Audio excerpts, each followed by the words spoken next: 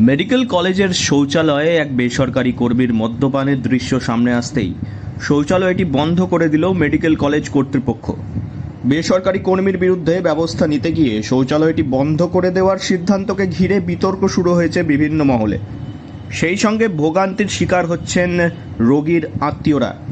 চিকিৎসা করাতে আসা এক রোগীর পরিবারের সদস্য রাজকুমার বলেন, খুবই অসুবিধা হচ্ছে তাদের। ভোর 4টের সময় বাথরুম খোলে, ছোট ছোট বাথরুম, ঠিকভাবে শৌচক্রিয়া করতে পারছেন না তারা। এছাড়াও বাথরুম বন্ধ রয়েছে, তাতে বাড়তি অসুবিধে সবসময় হচ্ছে। আমরা এখানে আছি, দেখছি, শুনছি, মানে আমাদের বাথরুম এই যে ভোর 4টে খুলে, ভোর 4টার পড়লে আমাদের সবসময় অসুবিধায়। একটা শৌচালয় এই আর ছোট ছোট বাথরুমগুলো পায়খানা করতে এখানে অসুবিধা হয়, হাঁটু ঢোকায়। এই শৌচালয়টা খোলা থাকে। সম্প্রতি পুরুলিয়া মেডিকেল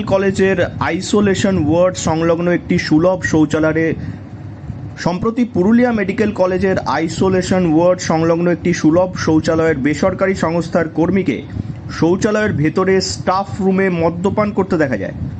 মহিলা শৌচালয়ের পাশে ওই কর্মীদের ঘটনাকে ঘিরে হাসপাতাল চত্বরে নিরাপত্তা ব্যবস্থা নিয়ে বড়সড় প্রশ্নচিহ্ন দেখা দেয়।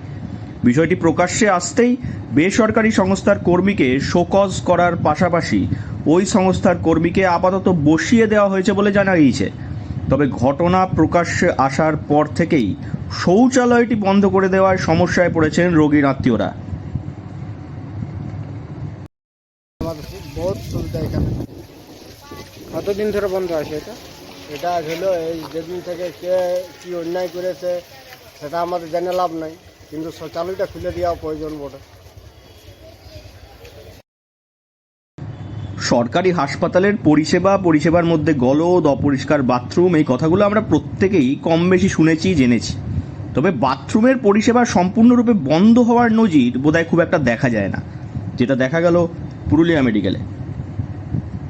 পুরুলিয়া থেকে শর্মিষ্ঠা ব্যানার্জির রিপোর্ট, লোকাল 18 বাংলা।